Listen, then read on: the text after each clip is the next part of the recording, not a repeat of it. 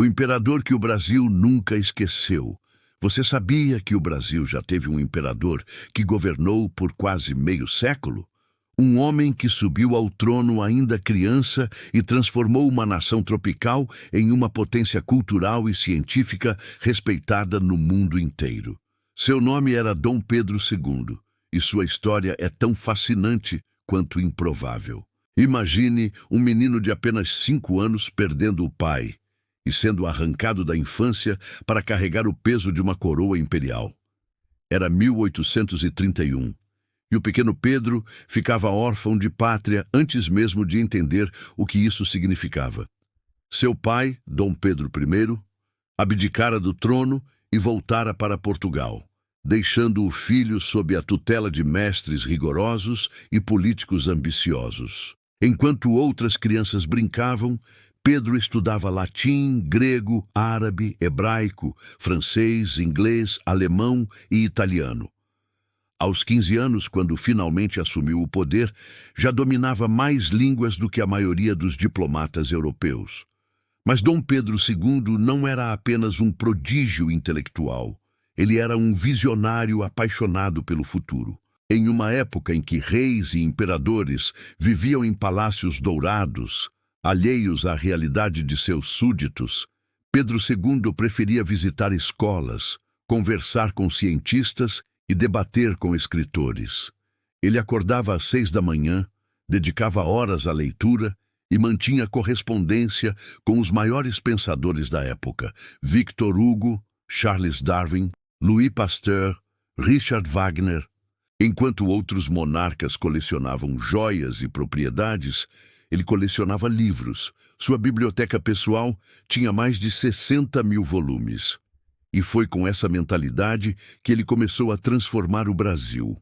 O país que herdou era agrário, escravocrata e isolado do progresso tecnológico. Mas Pedro II tinha outros planos. Ele trouxe para cá as primeiras ferrovias, conectando províncias distantes e encurtando viagens que antes levavam semanas. Inaugurou linhas de telégrafo que cortavam o território brasileiro, permitindo que notícias viajassem na velocidade da eletricidade. Apoiou a instalação dos primeiros cabos submarinos transatlânticos, ligando o Brasil à Europa em questão de horas. Nas ruas do Rio de Janeiro, a novidade mais impressionante chegou em 1854, a iluminação a gás. Pela primeira vez na história, as noites brasileiras não dependiam apenas de lampiões a óleo. Anos depois, em 1879, Dom Pedro II testemunhou pessoalmente a invenção do telefone, nas mãos de Alexander Graham Bell, durante uma exposição internacional na Filadélfia. Maravilhado, o imperador investiu para que a tecnologia chegasse ao Brasil, e em 1877 o país já tinha suas primeiras linhas telefônicas, antes mesmo de muitas nações europeias. Mas o progresso tecnológico não era tudo para Pedro II. Ele sabia que uma nação verdadeiramente grande se constrói com educação. Foi sob seu reinado que surgiram as primeiras escolas públicas estruturadas, bibliotecas populares e instituições de ensino superior. Ele fundou o Colégio Pedro II, referência nacional até hoje, e criou programas de bolsas para que jovens brasileiros pudessem estudar na Europa. Incentivou a criação do Instituto Histórico e Geográfico Brasileiro, promoveu as artes, apoiou músicos e escritores. Machado de Assis, o maior nome da literatura brasileira, teve em Dom Pedro II um de seus maiores admiradores e incentivadores. Mas havia uma ferida aberta no Império Brasileiro que nem toda a modernização conseguia esconder: a escravidão.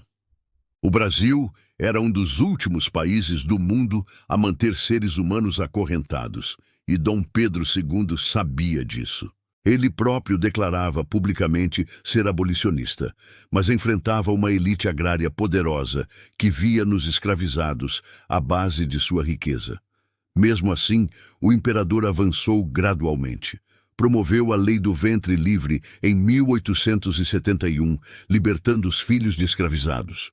apoiou a Lei dos Sexagenários em 1885 e, quando finalmente veio a abolição, em 13 de maio de 1888, assinada pela princesa Isabel, enquanto ele estava em viagem, Dom Pedro II recebeu a notícia com lágrimas de alegria. Ele sabia que aquele ato custaria sua coroa, e custou. Apenas 1 ano e meio depois da abolição, em 15 de novembro de 1889, um golpe militar derrubou a monarquia.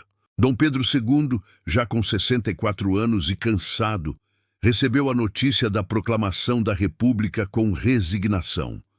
Não houve resistência, não houve sangue derramado. Ele apenas pediu para esperar o amanhecer antes de partir para o exílio, e foi expulso do país que amava, junto com toda a família imperial. O imperador deixou o Brasil levando apenas uma mala de roupas e um saco de terra brasileira que queria ter junto de si quando morresse. Viveu seus últimos anos em Paris, em um modesto hotel, sobrevivendo com uma pequena pensão. Dava aulas de português para sustentar a família. Continuava estudando, visitando museus, bibliotecas, mas a saudade do Brasil o consumia. Em 5 de dezembro de 1891, apenas 2 anos após o exílio, Dom Pedro II morreu longe de casa, sussurrando em delírio: Deus me conceda esses poucos minutos de vida para que eu possa ver o sol nascendo sobre o Brasil mais uma vez. Seu corpo só voltou ao Brasil em 1921, quando finalmente foi sepultado na Catedral de São Pedro de Alcântara, em Petrópolis. Hoje seu túmulo é visitado por brasileiros que reconhecem nele não apenas um imperador, mas um símbolo de sabedoria, dignidade e amor genuíno pelo país. Dom Pedro II nos deixou um legado que transcende palácios e coroas. Ele provou que o verdadeiro poder não está na força ou na riqueza, mas no conhecimento, na ética e no compromisso com o bem comum. Em cada escola pública, em cada livro acessível, em cada ferrovia que ainda cruza nosso território, vive um pouco de seu sonho. O imperador que o Brasil nunca esqueceu nos ensinou que governar é, acima de tudo, educar, inspirar e acreditar no futuro de seu povo. Um exemplo que, de fato, nunca deveríamos esquecer.